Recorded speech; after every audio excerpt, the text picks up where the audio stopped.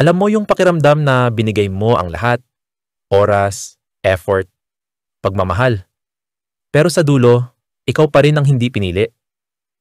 Masakit, di ba? Pero minsan, sa gitna ng sakit, doon mo makikilala kung gaano ka katatag at kung gaano ka marunong magmahal, kahit hindi ka mahal pabalik.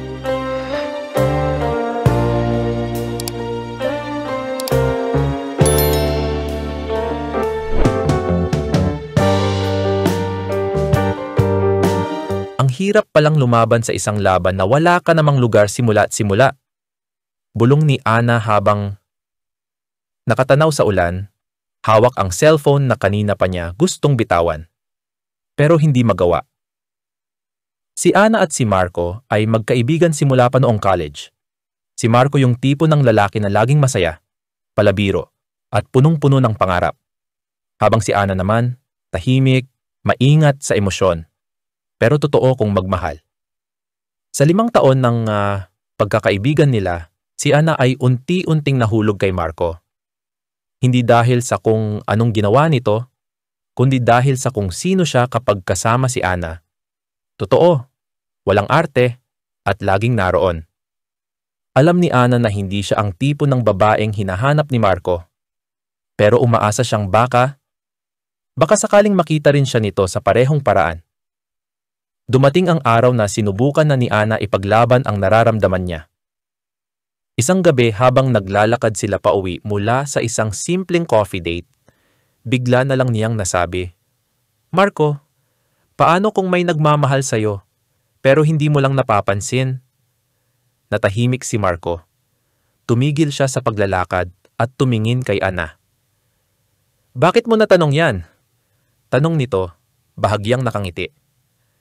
"Kasi, ako yon," sagot ni Ana, halos hindi marinig sa lakas ng tibok ng puso niya.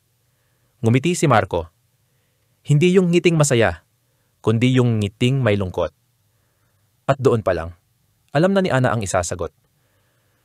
"Ana, mahal kita bilang kaibigan. Ayokong mawala ka sa buhay ko. Pero, may mahal na akong iba." Pakiramdam ni Ana, bumagsak ang mundo niya. Parang tumigil ang ulan. Pero sa loob niya, nagsimulang bumuhos ang bagyo. "Si Lara, di ba?" Tanong niya. Pilit pinapangiti ang sarili. Tumango si Marco. "Oo, sinubukan kong itago. Kasi ayokong masaktan ka. Pero ayoko rin magsinungaling sa'yo." Lara. Maganda, outgoing, confident. Lahat ng kabaliktaran ni Ana. At kahit masakit, alam niyang tama si Marco sa pagpili. Si Lara ang babae na kayang sabayan ang bilis ng mundo ni Marco. Mula noong gabing yon, nagbago ang lahat. Hindi na tulad ng dati ang tawanan, kwentuhan, at tawagan sa gabi. Unti-unting lumayo si Ana. Hindi dahil ayaw niya kay Marco, kundi dahil kailangan niyang iligtas ang sarili mula sa patuloy na pag-asang hindi naman kailanman magbubunga. Ngunit hindi ganoon kadali ang mag-move on. May mga gabi pa ring umiiyak siya, ng tahimik. May mga kanta pa ring nagpapaalala. May mga alaala pa ring paulit-ulit na bumabalik. 1 taon ang lumipas. Si Marco at Lara, masaya. Naging silly. At si Ana, naging tahimik ang mundo niya. Pero hindi ibig sabihin ay hindi siya lumalaban. Unti-unti, pinili niyang mahalin ang sarili. Natutong magpatawad kay Marco, kay Lara, at higit sa lahat, sa sarili niya. Hanggang isang araw, nagkita ulit sila ni Marco. Pareho pa rin ang ngiti nito, pero may halong lungkot. "Kumusta ka na?" tanong ni Marco. Ngumiti si Ana. "Masaya na. Masaya ka pa rin ba sa kabila ng nangyari noon?" Tumingin si Ana sa mga mata nito, at sa wakas, wala na siyang naramdamang kirot. "Oo, kasi kahit hindi ako ang pinili mo, pinili ko namang mahalin ka ng totoo. At ngayon, pinili kong bitawan ka para piliin ang sarili ko." Natahimik si Marco, at sa mata niya, may pagkakaintindi. Hindi ito kwento ng pagkapanalo o pagkatalo.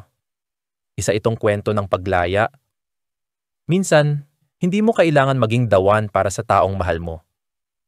Minsan, Kailangan mo lang tanggapin na ang tunay na pagmamahal ay hindi laging nasusuklian, pero laging may kakambal na aral.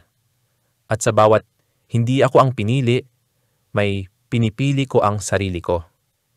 Kasi sa huli, ang pinakaimportanteng taong dapat pumili sa'yo ay ikaw.